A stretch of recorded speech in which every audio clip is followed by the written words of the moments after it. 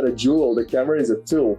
So if you're afraid that you're gonna break your camera, you're not gonna get to the position to take nice images. It should be an extension of your body to get to the position to be able to get those photos. And that kind of shifted a bit of my approach to my equipment.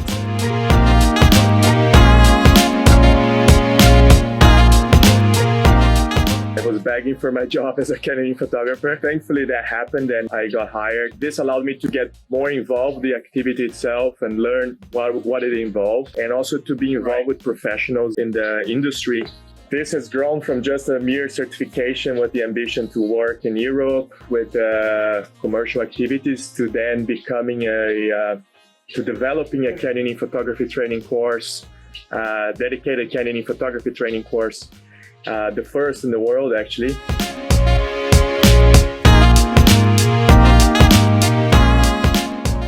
Gus has lived all over the world. He's originally from Brazil. He's lived not only in Brazil, but in the US, all over Europe, in Southeast Asia, in New Zealand. So he's been, I believe, to every continent. He has traveled both, I think, for fun and also professionally. Gus also brings a really nice combination, and I'm super excited about it because Gus is not only a professional photographer, so he brings a great perspective from a photography standpoint, but he's an instructor in canyoning. So, welcome. I'm so excited to have you, Gus. Thank you so much, JR, for the invite. This is a very neat project and super interesting to have so many people that are involved with adventure photography, but not just adventure, but just people from all sorts of styles of photography involved in this project and be able to share and learn from them as well. So thank you so much for the invite and for the introduction. Yeah. No, my pleasure, my pleasure. Let's start from the beginning. Tell us a bit about your story. How did you end up where you are today, both from an instruction standpoint and also from a photography standpoint? Right. So, as JR said, as you mentioned, I'm currently a professional Canyoneering photographer and instructor and trainer. And the story goes back all the way back to 2011. I had been, I'm a self-taught photographer, and so I was starting to get more into the photography world with like developing myself and doing some creative projects, just personal creative projects. And back in 2011, I was living in Ireland, and decided to move to change a bit of my lifestyle. And this move took me and my partner at the time all the way to Indonesia and then to New Zealand. And during this time, I collected quite a bit. I created quite an extensive travel portfolio of photography. And arriving in New Zealand in Queenstown, decided to pursue something different and change a career. I was working with hospitality at the time, and so I started to look for things in photography. Was always something that I wanted to be involved and work with, and mostly because my mom has been always a creative person and always worked with. She's always inspired me with the photography. She's always loved the photography. And when I was back in New Zealand, an opportunity came up to work as a Canyoneering photographer. And it was something that I had never tried before. So I saw that advert and saying, hey, there's an opportunity to work as a Canyoneering photographer. What is Canyoneering? And I started to get more interested in what was this activity, and that led me to go into one of the on a trial for a job, and this trial involved going canyoning basically, and I was absolutely hooked with the activity, and it's absolutely amazing activity to be involved with because so many elements. And this was back in 2011-12, like early 2012. And that season, needless to say, I was at the end of that day, I was begging for my job as a canyoning photographer. And thankfully that happened, and I got hired. And this allowed me to get more involved with the activity itself and learn what it involved, and also to be involved with professionals in the industry. And this then in a further time led me to come to Indonesia, to Bali, for a canyoning training course and to acquire a certification, just in order to be able to take better photos and understand the activity much better, because I think that's a key point for better photos, is to understand the subject. And this has grown from just a mere certification with the ambition to work in Europe with commercial activities, to then becoming to developing a canyoning photography training course, dedicated canyoning photography training course, the first in the world actually, and on to becoming then a canyoning instructor, and then a canyoning trainer, and being able to teach canyoning to folks around the world. And yeah, it's been a wild run with many places visited, many of the like leading professionals of the industry, and I'm pretty grateful to be able to have experienced everything that I have, in such a short period. Because if you think about 2012, just around the corner, right? So yeah, that's a bit of the overview of where I stand, where I am. And there's a lot to unpack there. So I'll start firing some questions your way, because I want you to tell us some stories. But I want to start on the canyoning side, because I think you brought, surfing, swimming, and some other skills, if you will, into canyoning.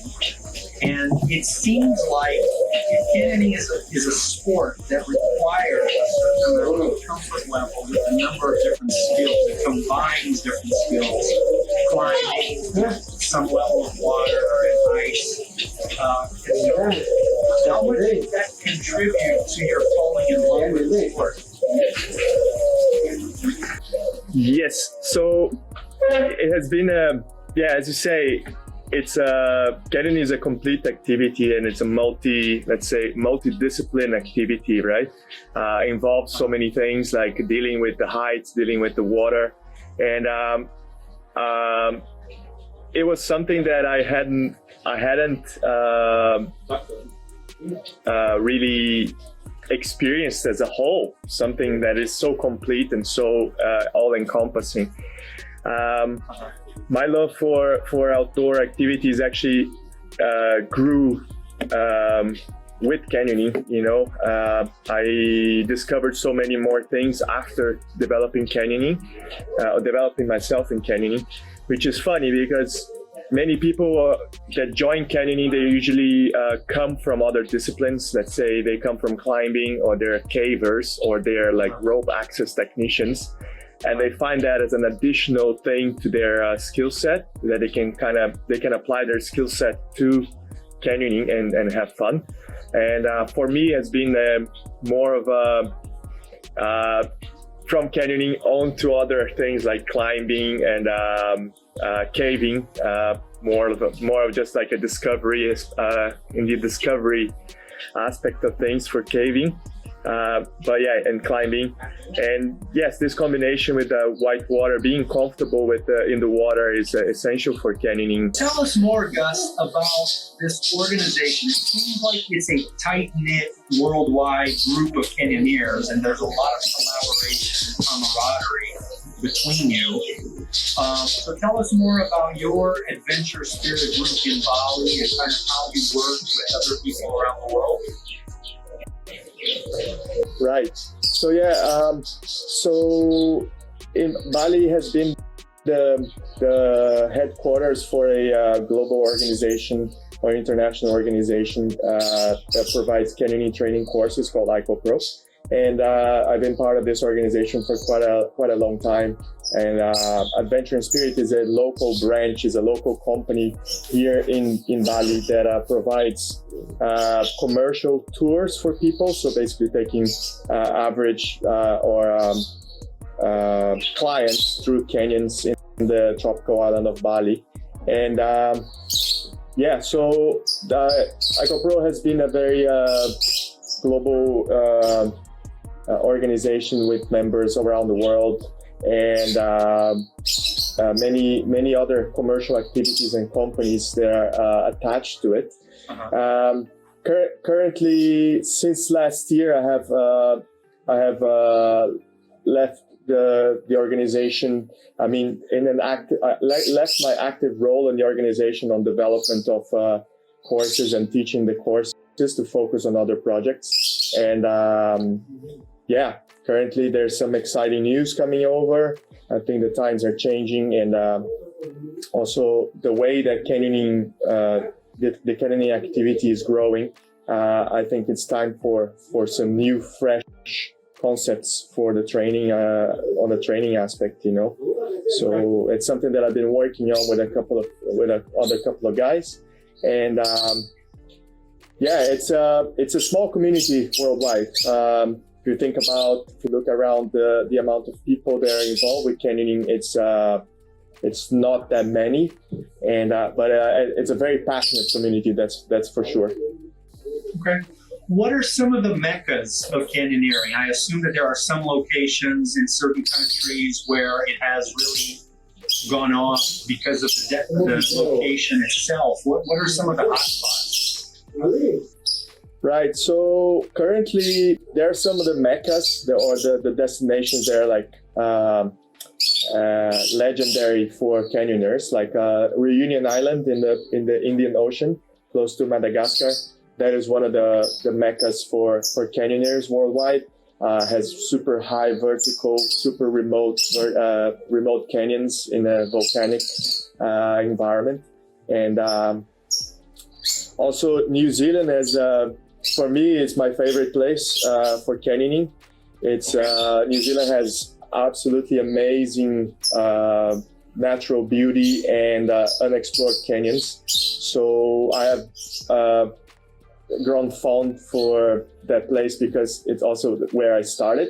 But just the sheer quality of the canyons there, with super committed ambience, very narrow and deep, and also highly aquatic canyons, make it super exciting for people that are, you know, an experienced level. Let's shift a little bit to talk about the photography side of it. When you started taking photos, you know, your dream job when you first started becoming a photographer for it, what gear were you using? And then what gear are you using today? You know, what cameras, what lenses, what other gear that you may use? I don't know if you use lighting, etc. Today, and walk us through why that evolution, you know, what you learned, so that if other people are interested not only in doing some of it, but to capture their experience, that they can benefit from your know-how as a photographer. Right. So yeah, I'm a firm advocate that it's not the gear, it's not the gear that you use, it's the vision that you have in your head that creates the images that you want to create. I started with a very simple kit. My photography development or learning I've used a Nikon D60 and a kit lens 1855. That was my first camera, and used that for a couple of maybe 6 months or something like that, and then decided that I wanted to have a better equipment so I could maybe try to work and do something more, you know, just more creative and expand my creativity. So I upgraded then to a D7000 and a 18-200 lens just for more range and being able to get that like travel photography to another level. You know, I was thinking about. I was getting ready to move to New Zealand, and I thought that this kit would get me, allow me to create anything that I wanted at the time. Also had like a little nifty 50, the 51.8, which is commonplace in everyone's kit bag. Equipment, the D7000 was great, was weather sealed, and when it came to canyoning, that was a surprise to me, because when I saw the environment that we were taking the camera into, that completely got me really like got me a little bit worried, you know, about the equipment itself, and because it involves so much dirt and so much like natural things like water, dirt, mud, and you're constantly wet, so the camera takes considerable beating. Yeah? And I will never forget my friend and mentor at the time was Nando Azevedo. He's another Brazilian photographer living in New Zealand, and he was the one that kind of gave me the job with canyoning. And I remember him saying like, the camera is not a jewel, the camera is a tool.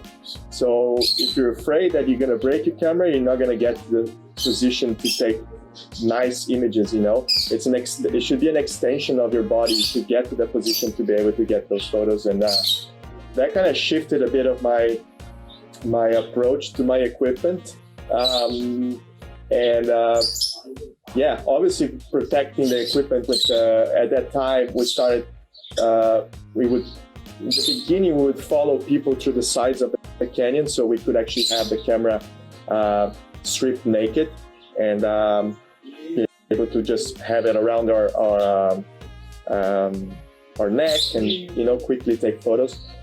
But because we were trotting the side of the canyon, we're actually creating a path that the Department of Conservation at the time didn't want us to trot that up anymore. So we kind of, the owner of the company at the time is like, okay guys, photographers now need to join the canyon trip. You have to go in through the canyon. And we all looked at each other. It was 3 of us at the time. We looked at each other like, how are we gonna do this? So we started stuffing things into dry bags together with some of other the professional guides that were working there. He's like, no, like Andrew Humphreys, a friend of mine, is like, just stuff through dry bags, treat them as if they weren't waterproof, and you'll be fine. So, and we started like that. So we would take ourselves in through the canyon with the wetsuits and the cameras in the dry bags, and then get to the position, and then when we were at the position, we would dry our hands, open the bag, get the camera, get the photos, and then repeat the operation throughout. I was like, surely there's a better way of doing this. And we came across Outex really like as a very nice system that will keep the camera protected and still be able. It actually made it faster for us to capture more images, because the camera could be in our hands all the time. So we started experimenting with that as well, and that allowed us to get different angles for different styles of images, and that was something that is really was really beneficial. So currently I'm taking sorry. How long are these expeditions? You leave in the morning and you're out all day? Do you ever do some where you actually stay overnight and do a couple of days of canyoneering? Right. So yeah, the commonplace right now, people like common trips, like the usual trips people will do. They will leave early in the morning and they will be back in the afternoon, in the evening. But there are more multi-day expeditions happening nowadays. Okay. I personally have been part of a multi-day expedition in Taiwan. We explored the canyon, and it took 8 days to go through the whole canyon. Wow. And that was a pretty humbling and like surreal experience to be involved in such a project. And that opened my eye of the possibilities for multi-day canyoning expeditions. And so these are interesting aspects, interesting interesting descents to be part of. Yeah, it's not for everyone, I'd say. It needs to reach a certain level of expertise. But there are this sort of descents around the world. I was lucky enough to participate in descents in Iran that took multi-days to get through canyons. And those are super rewarding experiences all the time. Yeah. Yeah. Somebody made a comment that that's a lot of batteries that you have to bring with you, which is true. Do you take a lot of different lenses with you when you go, or do you try to stick to a set kit that you kind of know what you expect on a certain expedition and you stick with that? Yeah, so I usually make the decision based on what type of setup I would take. If I'm taking a camera with the Outex cover, I would just choose and select one lens. Normally, I would go with a 1735 2.8 from Nikon. It's I like it because the barrel is built in, and so the zoom barrel is built in, so it doesn't affect with the filter thread, and it gives me that nice wide angle view that I can get really close to subjects. That is my preferred lens for canyoning because you can get really into the action, and changing lenses in the canyon is pretty tricky because first, anything you take in the canyon you must take with presuming that it will break. So the least amount of valuable material that you bring in, the better it is. The less risk you have. So I would usually prefer either the 24-70 for more like commercial work, and when I need a little bit extra range. For expeditions, I usually take the wide angle, or for canyons that are very narrow and deep, I would take the wide angle. But always lenses that have a very wide aperture capabilities, because most of the time these canyons are very dark, and having that extra ability to capture more light is paramount for better photos. Yeah, so makes sense. And I always I imagine as well that the weight makes a huge difference. So you don't want to be carrying a ton of extra weight. You don't have to. And given that you know the expedition in advance and you can kind of plan around it, that makes a lot of sense. And hopefully there could be more than one photographer. You could bring two different cameras if you're doing commercial work, and then different people can get different shots. Do you do do you shoot on manual? You mentioned that there are some low light situations. Do you have certain settings that you stick to? Tell us more about the type of settings or how you adjust your settings when you're shooting. Right. So like canyoning is very every canyon is different, so it depends much on the setting of the canyon. If it's an open canyon, I can then use like closer apertures, so to get that additional just more definition on the camera, on the images. Sorry, but normally when it's like deeper canyons, I normally go with higher ISO, like upwards of 3,000, 3,200, and a very wide aperture, as wide as I can. Normally trying to opt for like an f4, just for that additional bit of depth of field.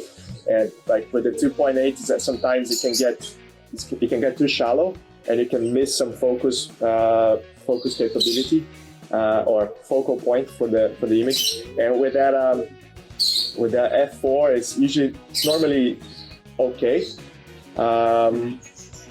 because you try not to lower your shutter speed so much that you get your blurred images. Although canyoning is not such a dynamic sport that is like there is a very high speed action, so we're able to drop it down. Like I've gotten decent images, like very like sharp images, like at in 1/30th of a second already, just handheld. So it all really depends on the conditions, but mostly high ISO and wide aperture and very borderline shutter speed, let's put it this way. So Gus, I was going to ask you also about the popularity of the sport. It seems to be growing. How does it compare with climbing? I mean, you see a lot of documentaries and people getting into climbing. How does canyoneering compare? And how is it growing? How is the community making the sport catch on? Right, that's an excellent question, JR. I see canyoning as this comparison with climbing is quite interesting to have, because climbing is has exponentially grown in popularity, as you said, in the last few years, thanks to these documentaries and the personalities that are involved with the climbing community. And I think that this relation to the lifestyle that is attached to climbing helps with this growth. The whole thing of like van life and just like the dumpster divers of Yosemite. This culture appeals to a lot of people, and that makes the activity grow because more and more people want to live that lifestyle. And I think that's something that is missing with canyoning is much of like promoting the lifestyle that is attached to it, is like the camaraderie, the friendship, and the people that are kind of leaders in the industry and or personalities in the industry. Let's say personalities like open and close quotes, but sure. Like people that are influential, but so this whole aspect of the lifestyle is the only way that canyoning can grow, because it's not by nature is not a competitive sport like climbing, for instance. You see climbing going to the Olympics now. You would never expect to see canyoning going to the Olympics. It's more of like an exploration sport. I'll relate it more to caving in the sense of it's that aspect of discovery, what's around the corner and what's next, and every obstacle that you overcome, there's a next one. And I think that's what is appealing for canyoning. This whole aspect of the discovery, the lifestyle, and I think it's much more accessible than climbing as well, in the sense of we got a question about I'll read the question and give us some time to think about it. Are there ethics and morals that are followed? Many of the canyons really have endangered plants. How do you share pictures to both make people aware but also respect the environment that you're in and sort of balance? And I'd like to expand on that question, which is, as you mentioned, there is obviously danger in the sport. And as an educator, how do you balance the environmental ethics and also the safety ethics into the broadening of the sport as you go? Yes, it's an excellent question as well. Yeah, it is like the ethics of canyoning should be it's a delicate thing, because there's no way that you cannot create some sort of impact when going in the canyon. There are some really high advocates of leave no trace, which means like using techniques that mean like ghosting, so leaving not even the anchors set up on the environment.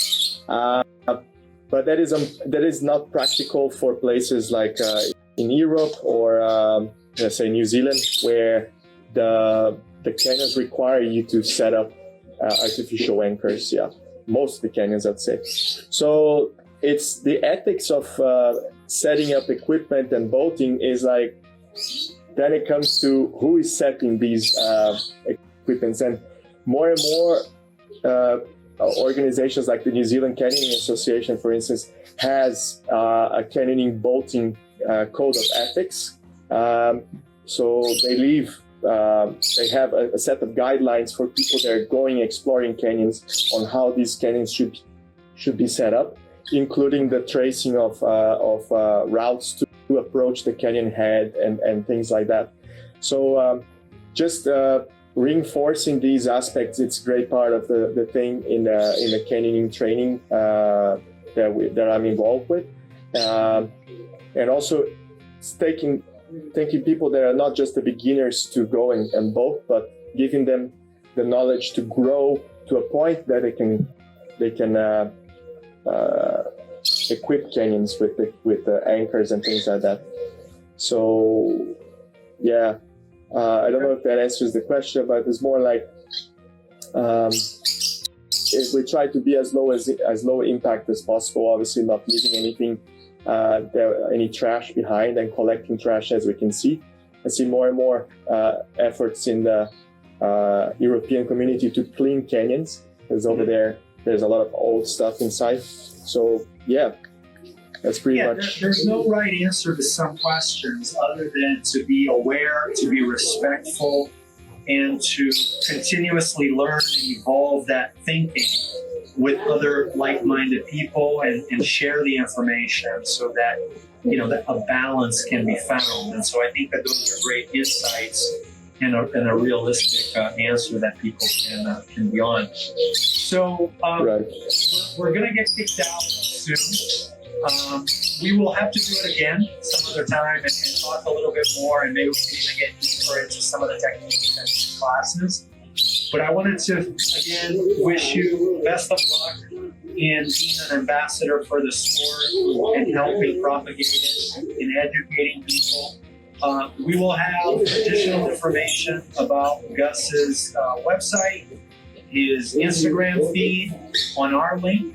This episode is being recorded, and we will also air it as part of our outdoor photo series, so people will be able to watch it over and over again. You can share it with our community, and of course you are all welcome to do that. So Gus, thank you so much for joining us. It's great to hear the birds coming up in Bali. So have a wonderful rest of the day, and thanks so much again, and stay positive, stay productive, and hopefully we'll get together soon. Thank you so much, JR. And just to add one little thing, for those that are interested in canyoning and want to learn more about the activity and learn a bit how to go canyoning, learn techniques and things like that, they can go to v7academy.com. It's a new project that I'm involved with, and that's where they can sign up and they can get free canyoning learning and free canyoning training. So it's a project that is being launched this month, hopefully at the end of this month. And so you can pre-register right now at v7academy.com. So thank you so much for this platform, JR.